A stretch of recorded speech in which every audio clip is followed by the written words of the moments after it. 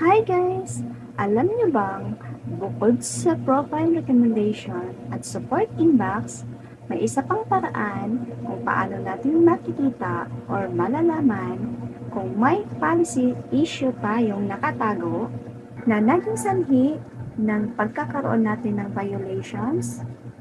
So kung paano, sundan niyo lang po ito. So, first, punta lang po tayo sa ating Facebook profile. Then, i-click nyo lang po yung About.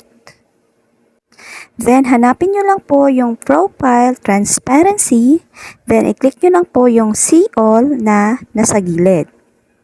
Then, dito makikita nyo po yung Go to Add Library na nasa baba. I-click nyo lang po yan.